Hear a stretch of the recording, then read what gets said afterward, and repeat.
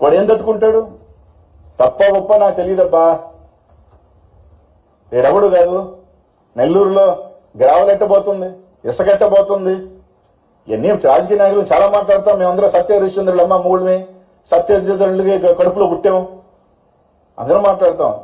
కానీ నష్టపోయేది అక్కడ చిన్న చితక వాళ్ళు నష్టపోతున్నారు, కూలీలు నష్టపోతున్నారు. నేను తప్పు, నువ్వు ఎలా చెప్తావు? ఒక మంత్రిగా ఉండి వాళ్ళందరినీ చేత ఎలా చేయించుకుంటావు? ఎస్, మీరు తప్పు చేసుకుని కోట్లు మీరు కొడతా అంటే పక్కనున్న రైతుల్ని చిన్నోళ్ళని చేసుకుంటే అందరూ చేసుకుంటారు. తప్పే ఉంది దాంట్లో? తప్పే ఉందంట. అది తప్పు పని అయితే నేను తప్పుడు అంటే తప్పే. నేనే కాదు, దానికే వెనకడుగు తీసే పనే లేదు. వాళ్ళ కోసం కొట్లాడే దాంట్లో, వాళ్ళు కూడా చేసుకునే హక్కు కల్పించే దాంట్లో నేను తప్పుడు అనుకుంటే తప్పే. కానీ తప్పుడు నేనేం కాదన్నాను. కానీ ఈ పద్ధతి కరెక్ట్ కాదు. తప్పకుండా వేమిరెడ్డి ప్రభాకర్ ఇది చెప్పాలా? ఇదే విధంగా మా నాయకుల మీద పెట్టినట్టే వేమిరెడ్డి ప్రభాకర్ రెడ్డి మీద కూడా కేసు కట్టాలి. ఎందుకు కట్టరు?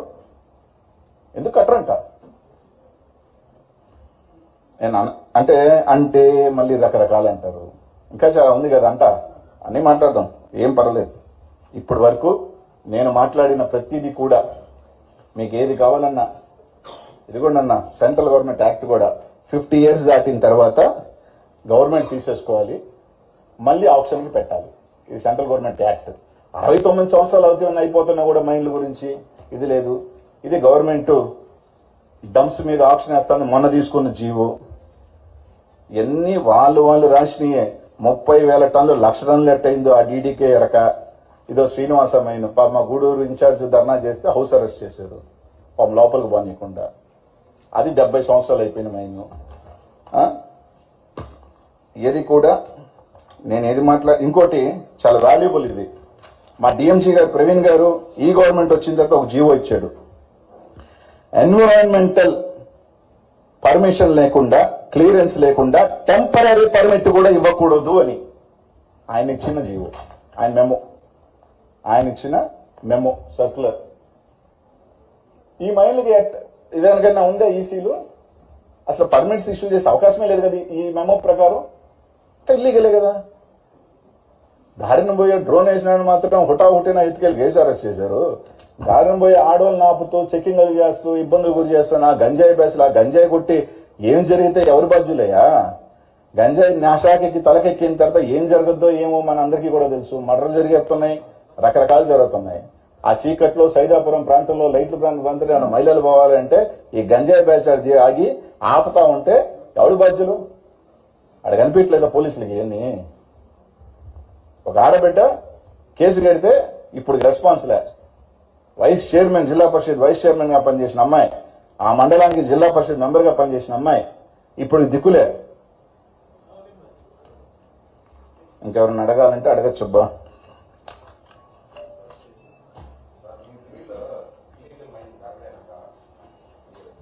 మా హయాంలో కాబట్టే కదా 257 కోట్లు ఫైన్ వేసాం. ఇల్లీగల్ జరిగింది కాబట్టే కదా ఫైన్ వేసాం. ఇల్లీగల్ జరిగితే ఏం చేస్తారు? మైనింగ్ యాక్ట్ ప్రకారం ఫైన్ వేస్తారు. ఫైన్ వేశారుగా. 257 కోట్లు ఫైన్ ట్రాన్సిషన్ లోనే జరిగింది. ఇంకేం కావాలా?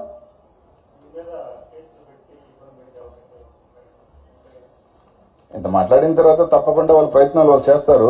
రకరకాలు చేసి అన్ని చేసి వాళ్ళు ఓడుతూ ఉంటారు, వీళ్ళు ఓడుతూ ఉంటారు, వాళ్ళు ఓడుతూ ఉంటారు. లోడితే లోడుకుని డబ్బా. నేనేమి ఈ భారతదేశంలో కేజ్రీవాల్, చంద్రబాబు నాయుడు, జగన్మోహన్ రెడ్డి, అమిత్ షా, జయలలిత వీళ్ళందరికన్నా అతీతుడిని పెద్దోడిని కాదు కదా. అర్థమేంటది? కాబట్టి నాకేమి ఇబ్బందిలే. నేను చేసేది రైట్ ఆర్ రాంగ్. నేను ఈరోజు 10 మంది బాగుండాలని కోరుకున్నా. 10 మందికి అది తప్ప ఒప్ప నాకు తెలియదు. 10 మంది అవకాశాలు ఉన్నప్పుడు 10 మంది సంతోషంగా నా రూపాయలు సంపాదించాలని కోరుకున్నా. దానికోసమే ఈరోజు కొట్లాడుతున్నా.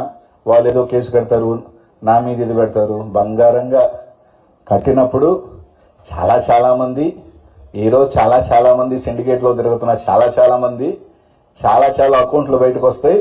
చాలా ట్రాన్సాక్షన్స్ బయటకు రావచ్చు. అందరూ అతిథులు కాదు.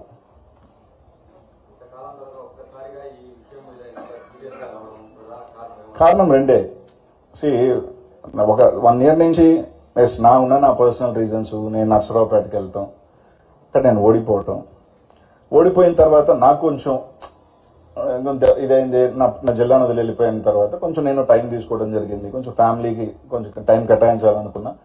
నేను అన్నకు కూడా చెప్పడం జరిగింది నన్ను మళ్ళీ అని. సరే, ఈ అన్ని గ్యాప్లో నా మీద రకరకాలు వేసారు. 1000 కోట్లు, 2000 కోట్లు, అసలు ఎంత మెటీరియల్ పోయింది, ఎంత అనే వాల్యూ తెలియకుండా మొత్తం టోటల్ కాస్ట్ ఆఫ్ మొత్తం వెళ్ళిందే 1500 కోట్ల వాల్యూ ప్రోడక్ట్ లాస్ట్ గవర్నమెంట్ లో.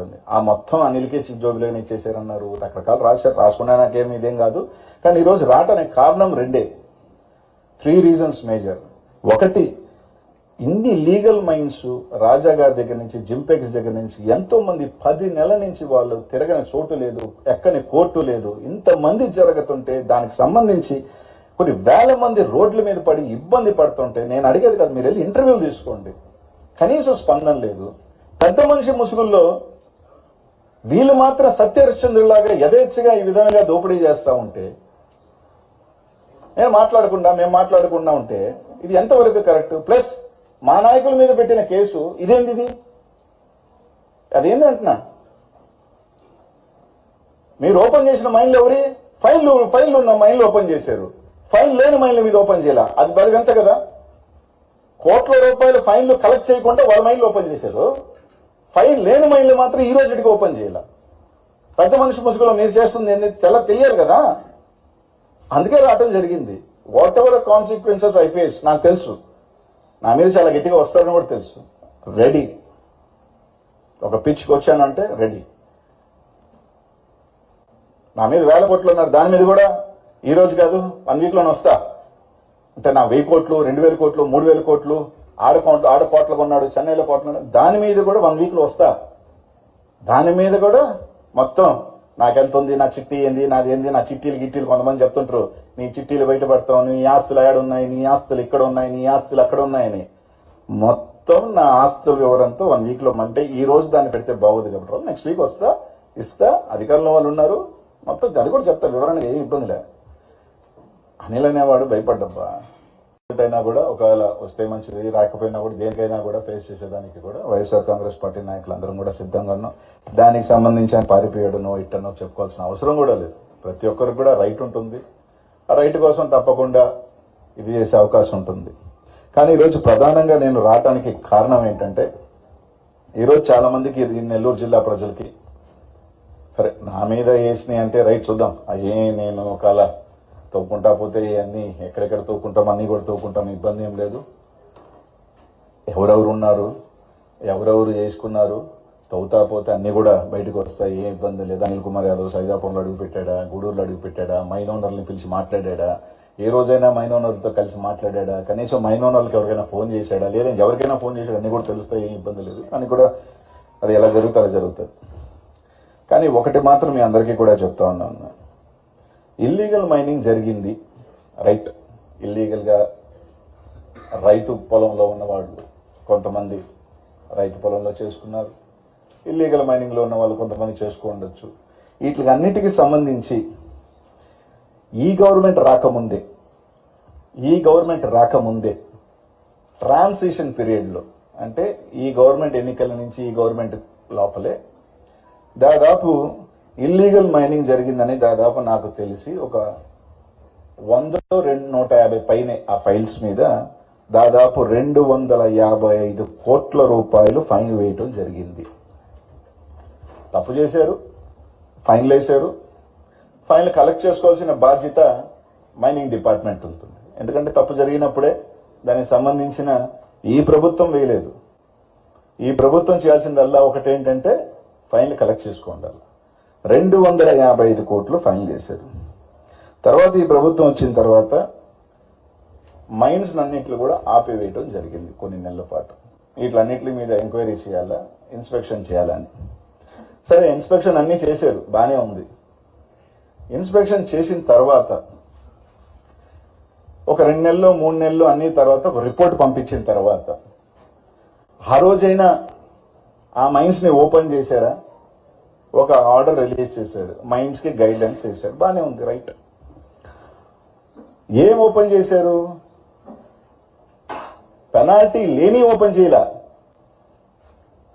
ఇక్కడ ఒక గమ్మత్తైన విషయం ఏంటంటే పెనాల్టీ లేని మైన్స్ ఓపెన్ చేయాల, పెనాల్టీ ఉన్న మైన్స్ ని ఓపెన్ చేశారు. సరే, ఓకే.